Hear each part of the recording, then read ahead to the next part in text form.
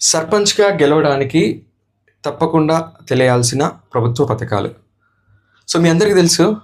ఇప్పుడు తెలంగాణలో ఏ ఊర్లో అయినా గానీ, గుడి లేని ఊరుంటదేమో గానీ, ప్రభుత్వ స్కీము అప్లికేబుల్ గానీ ఇల్లు లేదు. అంటే ఏదో ఒక స్కీమ్ ద్వారా జనాలకు అప్లై అయితున్నాయి స్కీమ్స్. సో, జనాలు ఏం చూస్తున్నారంటే ఒక డెవలప్‌మెంట్ ఒక్కటే కాదు వాళ్ళకి కావాల్సింది. డెవలప్‌మెంట్ విత్ బెనిఫిట్స్ ఎక్స్‌పెక్ట్ చేస్తున్నారన్నమాట. అండ్ ఒక మంచి సర్పంచ్ అంటే ఒక లీడరే కాదు. ఆయన ఒక గవర్నమెంట్‌కి, జనాలకు మధ్యలో బ్రిడ్జ్ లెక్క.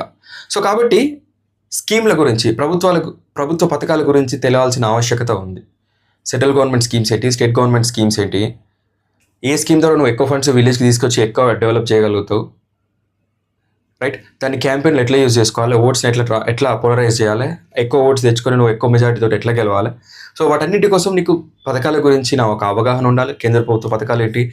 రాష్ట్ర ప్రభుత్వ పథకాలేంటి? వాటిని ఎట్లా యూజ్ చేసుకోవాలి నువ్వు ప్రచారంలో? ఓకే. సో, అట్లా నిన్ను నువ్వు ఒక గ్రేట్ లీడర్ లెక్క, హాఫ్ నాలెడ్జ్ కాకుండా ఫుల్ నాలెడ్జ్ లీడర్ లెక్క నిన్ను నువ్వు ఎట్లా ఎస్టాబ్లిష్ చేసుకోవాలి?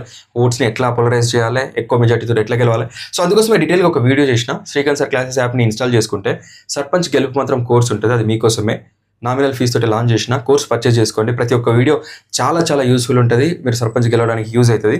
Okay. So, see in the course. Bye by.